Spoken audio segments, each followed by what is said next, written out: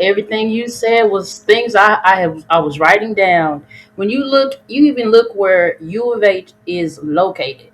You are surrounded in a community of people who are overlooked. I complain about this even at the pro level of how that community is overlooked and not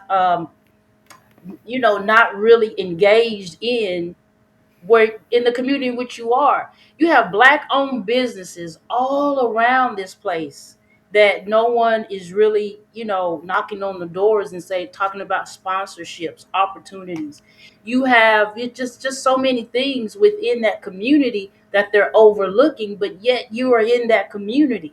And so I don't think like you're saying, they don't think about being creative to reach out into that community to make them a part of what you're trying to do at U of H. And I also think when you hire somebody in to come in the athletic department, I think part of that needs to be a person who is a fundraiser minded individual that understands, one, now the importance of it, two, how to do it, three, how to build a team, and strategically and think about sustaining that over years. But I think one of the biggest things is if they are in the community that they are overlooking year in and year in, and you have some very successful alumni who are business owners who are also black, but who, one of the women's game, Felicia is just one, and she does a lot within the community of Houston with FCA and all these different things. And they were all there. They were all wanting to be a part of it. But her complaint was nobody's reaching out to us. Nobody's, suggesting all these things to us. So, they're just not, again, they are not doing the work to step outside of those offices and walk and do some walking around that neighborhood and start pulling in the people for that support. And Laquita is right on. I've known Fee, talking about Felicia, oh my gosh, 25, 30 years. Okay, going back to when she hooped at UH and I started covering now. And then she was chaplain for, I think, the Comets for a while, too. So we go back a long, long way. Me and my connections to women's basketball in this town run deep.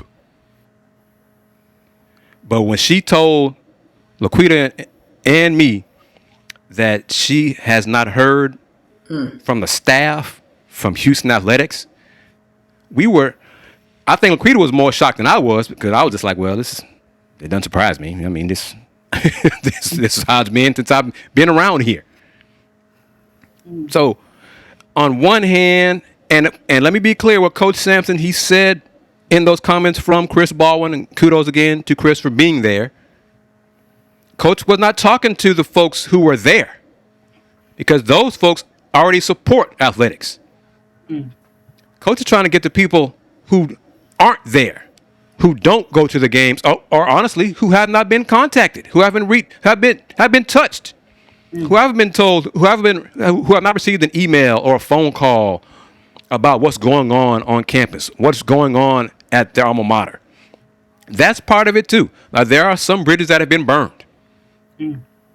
I acknowledge that. But there are new people in charge, in athletics specifically, who should make the effort to contact those folks and say, hey, I don't know what happened to you before, but this is a new era. This is a new regime. We're doing things differently here at Houston, and we would love for you to come back. What can we do to get you involved in supporting our university?